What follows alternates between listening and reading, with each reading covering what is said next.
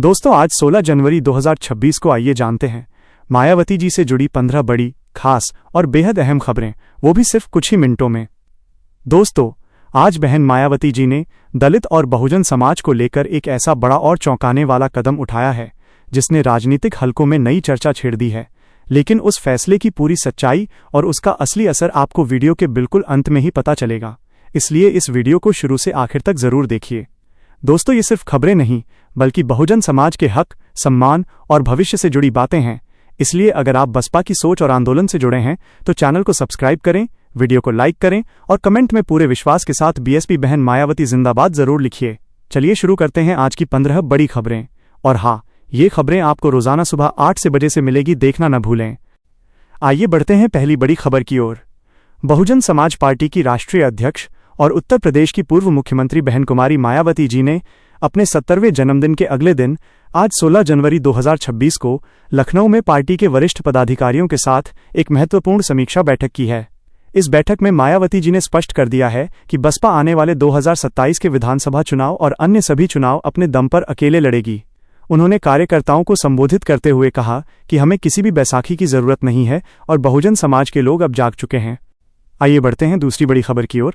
मायावती जी ने आज उत्तर प्रदेश की कानून व्यवस्था पर गहरा दुख और चिंता व्यक्त की है। उन्होंने मेरठ में हुई हालिया हिंसक घटना का जिक्र करते हुए कहा कि वर्तमान सरकार में दलितों और पिछड़ों के खिलाफ अपराध रुकने का नाम नहीं ले रहे हैं। उन्होंने प्रशासन को चेतावनी देते हुए कहा कि अगर दोषियों के खिलाफ कड़ी कार्रवाई नहीं की गई तो बसपा सड़कों पर उतरकर बड़ा आंदोलन छेड़ेगी। उन्होंने कहा कि न्याय तभी संभव है जब सत्ता का असली मालिक बहुजन समाज बनेगा। आइए बढ़ते हैं तीसरी बड़ी खबर की ओर।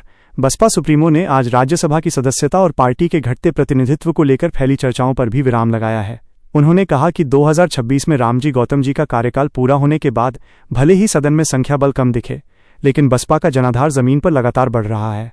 उन्होंने विरोधियों को जवाब देते हुए कहा कि संसद में संख्या कम होने से हमारा हौसला कम नहीं होता, बल्कि हम और भी दोगुनी ताकत के साथ मिशनरी भावना से काम करेंगे। आइए बढ़ते हैं चौथी बड़ी खबर की ओर। मायावती जी ने आज युवाओं को पार्टी से जोड़ने के लिए एक नई रणनीति का ऐलान किया है। उन्होंने आदेश दिया है कि गांव-गांव में बहुजन युवा कमेटियों का गठन किया जाए ताकि नई पीढ़ी को बाबा साहेब डॉक्टर भीमराव अंबेडकर और मान्यवर कांशीराम जी के विचारों से अवगत कराया जा सके। उन्होंने कहा कि युवाओं के जोश और अनुभवी नेताओं के होश के संगम से ही बसपा फिर से सत्ता में वापसी करेगी। उन्होंने सोशल मीडिया पर भी पार्टी के प्रचार को और अधिक सक्रिय बनाने के निर्देश दिए हैं ताकि विपक्ष के प्रोपेगेंडा का मुंहतोड़ जवाब दिया जा सके। आइए बढ़ते हैं पांचवी बड़ी खबर की ओर। बहन मायावती जी ने आज केंद्र सरकार की आर्थिक नीतियों पर कड़ा प्रहार करते हुए कहा है कि देश में बढ़ती महंगाई और बेरोजगारी ने आम जनता, विशेषकर गरीब और मध्यम वर्ग की कमर तोड़ दी है। उन्होंने लखनऊ में मीडिया को संबोधित करते हुए कहा कि सरकार केवल बड़े पूंजीपतियों के हित में नीतियां बना रही है, जबकि दलितों, पिछड़ों और अल्पसंख्यकों को उनके हाल पर छोड़ दिया गया है। मायावती जी ने मांग की है कि सरकार को तुरंत राशन योजना के साथ साथ रोजगार के ठोस अवसर पैदा करने चाहिए ताकि लोग केवल सरकारी मदद पर निर्भर न रहें बल्कि सम्मान के साथ अपना जीवन जी सकें। उन्होंने जोर देकर कहा कि बसपा शासनकाल में जिस तरह से सर्वजन हिताय और सर्वजन सुखाय के सिद्धांत पर काम हुआ था, आज उसकी सख्त जरूरत है। आइए बढ़ते हैं छठी बड़ी खबर की ओर। मायावती जी ने आज उत्तर प्रदेश में होने वाले आगामी निकाय चुनावों को लेकर सभी जिलाध्यक्षों को विशेष दिशा निर्देश जारी किए हैं। उन्होंने कहा कि टिकट वितरण में उन कार्यकर्ताओं को प्राथमिकता दी जाएगी जो जमीन पर रहकर पिछले कई वर्षों से पार्टी के कैडर को मजबूत कर रहे हैं। बहन जी ने साफ तौर पर चेतावनी दी है कि किसी भी प्रकार की गुटबाजी या अनुशासनहीनता को बर्दाश्त नहीं किया जाएगा। उन्होंने कार्यकर्ताओं से कहा कि वे घर घर जाकर बसपा की पूर्ववर्ती सरकार के विकास कार्यों और जनकल्याणकारी योजनाओं की याद दिलाएं। मायावती जी का मानना है कि निकाय चुनाव 2027 के विधानसभा चुनाव का सेमीफाइनल होंगे, इसलिए इसमें जीत हासिल करना पार्टी के लिए अनिवार्य है। आइए बढ़ते हैं सातवीं बड़ी खबर की ओर। आज 16 जनवरी को बहन जी ने बहुजन महापुरुषों के स्मारकों की अनदेखी को लेकर राज्य सरकार को आड़े हाथों लिया है। उन्होंने कहा कि लखनऊ और नोएडा में बने भव्य स्मारकों और पार्कों का रखरखाव जानबूझकर खराब किया जा रहा है ताकि बहुजन समाज की विरासत को मिटाया जा सके। मायावती जी ने इसे महापुरुषों का अपमान बताते हुए कहा कि यह स्मारक केवल पत्थर की इमारतें नहीं हैं, बल्कि करोड़ों शोषितों और वंचितों के स्वाभिमान का प्रतीक हैं। उन्होंने प्रशासन को अल्टीमेटम दिया है कि यदि 1 महीने के भीतर इन पार्कों की स्थिति नहीं सुधारी गई तो बसपा कार्यकर्ता विशाल धरना प्रदर्शन करेंगे। उन्होंने स्पष्ट किया कि वे अपने महापुरुषों के सम्मान के साथ किसी भी प्रकार का समझौता नहीं करेंगी। आइए बढ़ते हैं आठवीं बड़ी खबर की ओर। मायावती जी ने आज किसानों की समस्याओं को लेकर भी बड़ा बयान जारी किया है। उन्होंने कहा कि एमएसपी यानी न्यूनतम समर्थन मूल्य की कानूनी गारंटी न मिलना किसानों के साथ सरासर अन्याय है। बहन जी ने कहा कि आवारा पशुओं की समस्या से किसान रात रात भर जागकर अपने खेतों की रखवाली करने को मजबूर हैं, लेकिन सरकार के पास इसका कोई स्थायी समाधान नहीं है। उन्होंने मांग की है कि किसानों को मुफ्त खाद और बीज के साथ साथ बिजली बिलों में भी भारी राहत दी जानी चाहिए। मायावती जी ने पार्टी के किसान सेल को आदेश दिया है कि वे हर जिले में जाकर किसानों के मुद्दों को उठाएं और उन्हें बसपा की नीतियों से जोड़ें। उन्होंने याद दिलाया कि बसपा की सरकार में किसानों को उनकी फसलों का उचित मूल्य समय पर मिलता था और गन्ने का भुगतान भी कभी बकाया नहीं रहा। आइए बढ़ते हैं 9वीं बड़ी खबर की ओर। बहन मायावती जी ने आज उत्तर प्रदेश के साथ साथ पूरे देश में इलेक्ट्रॉनिक वोटिंग मशीन यानी ईवीएम के इस्तेमाल पर गहरा संदेह जताते हुए एक बहुत बड़ा बयान दिया है। उन्होंने आज 16 जनवरी को लखनऊ में पत्रकारों से बातचीत करते हुए कहा कि जब तक चुनावों में धांधली की गुंजाइश खत्म नहीं होगी, तब तक लोकतंत्र का असली मतलब जमीन पर नहीं दिखेगा।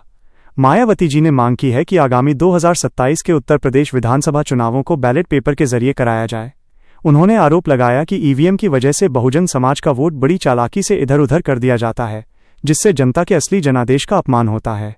बहन जी ने कहा कि दुनिया के विकसित देश भी अब बैलेट पेपर की ओर वापस लौट रहे हैं, तो फिर भारत में इसे लेकर जिद क्यों की जा रही है।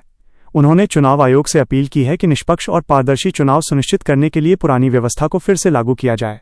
मायावती जी का ये रुख आने वाले दिनों में विपक्षी दलों के बीच एक नई बहस छेड़ सकता है। आइए बढ़ते हैं 10वीं बड़ी खबर की ओर। बसपा सुप्रीमो ने आज विपक्षी दलों खासकर समाजवादी पार्टी और कांग्रेस के दलित प्रेम को केवल एक ढोंग करार दिया है।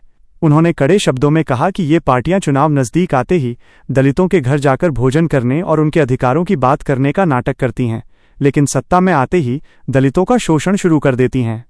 मायावती जी ने कहा कि समाजवादी पार्टी ने अपने शासनकाल में दलित अधिकारियों और कर्मचारियों के साथ जो अन्याय किया था, उसे बहुजन समाज कभी नहीं भूल सकता।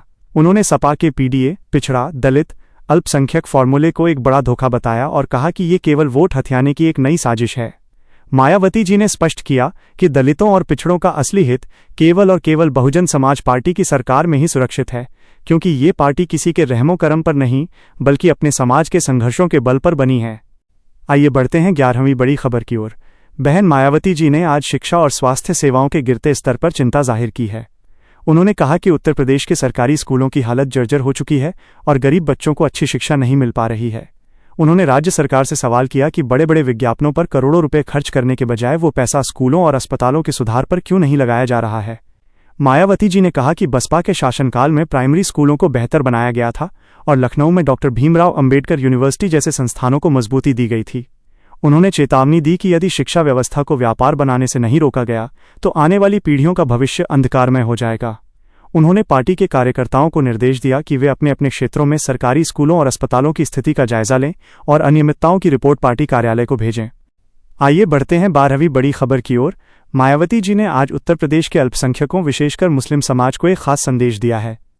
उन्होंने कहा कि मुस्लिम समाज को अब ये सोचना होगा कि धर्मनिरपेक्षता के नाम पर उन्हें कब तक डराकर वोट लिया जाता रहेगा।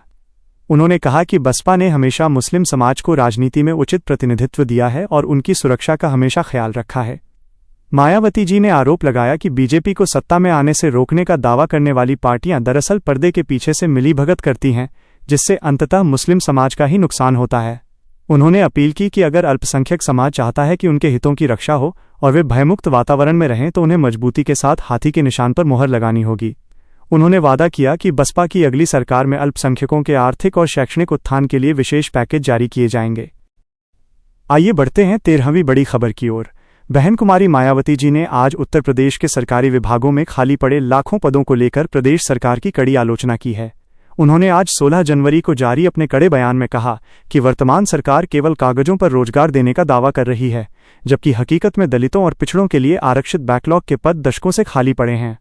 मायावती जी ने कहा कि युवाओं में बेरोजगारी के कारण जो निराशा और आक्रोश है, वो समाज के लिए घातक साबित हो सकता है। उन्होंने मांग की कि सरकार को तुरंत एक विशेष भर्ती अभियान चलाकर इन खाली पड़े पदों को भरना चाहिए। उन्होंने विशेष रूप से शिक्षा, पुलिस और स्वास्थ्य विभाग का जिक्र करते हुए कहा कि इन विभागों में कर्मचारियों की कमी के कारण आम जनता को भारी परेशानियों का सामना करना पड़ रहा है।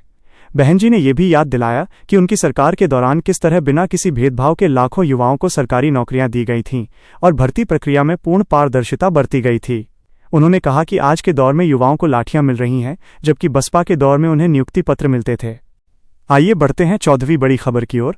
मायावती जी ने आज संविधान संरक्षण और आरक्षण के मुद्दे पर भाजपा और कांग्रेस दोनों को एक ही सिक्के के दो पहलू बताया है। उन्होंने कहा कि आरक्षण का अधिकार हमें बाबा साहेब डॉक्टर भीमराव अंबेडकर ने दिया था, लेकिन आज की सरकारें निजीकरण को बढ़ावा देकर आरक्षण को पिछले दरवाजे से खत्म करने की साजिश रच रही हैं। उन्होंने कहा कि सरकारी संस्थानों को निजी हाथों में बेचना सीधे तौर पर दलितों और आदिवासियों के हक पर डाका डालना है। मायावती जी ने आज के अपने संबोधन में स्पष्ट किया कि बसपा कभी भी निजी क्षेत्र में आरक्षण के बिना निजीकरण का समर्थन नहीं करेगी। उन्होंने कार्यकर्ताओं से कहा कि वे गांव-गांव जाकर लोगों को ये समझाएं कि अगर आरक्षण को बचाना है तो बसपा को सत्ता में लाना होगा। उन्होंने जोर देकर कहा कि संविधान की रक्षा केवल नारेबाजी से नहीं बल्कि संवैधानिक मूल्यों पर चलने वाली सरकार बनाने से होगी। मायावती जी ने यह भी चेतावनी दी कि यदि आरक्षण की सीमा के साथ किसी भी प्रकार की छेड़छाड़ की गई तो देशव्यापी आंदोलन किया जाएगा, जिसकी जिम्मेदारी पूरी तरह से शासन और प्रशासन की होगी। आइए बढ़ते हैं 15वीं बड़ी खबर की ओर। और दोस्तों, ये वही खबर है जिसका जिक्र हमने वीडियो की शुरुआत में किया था।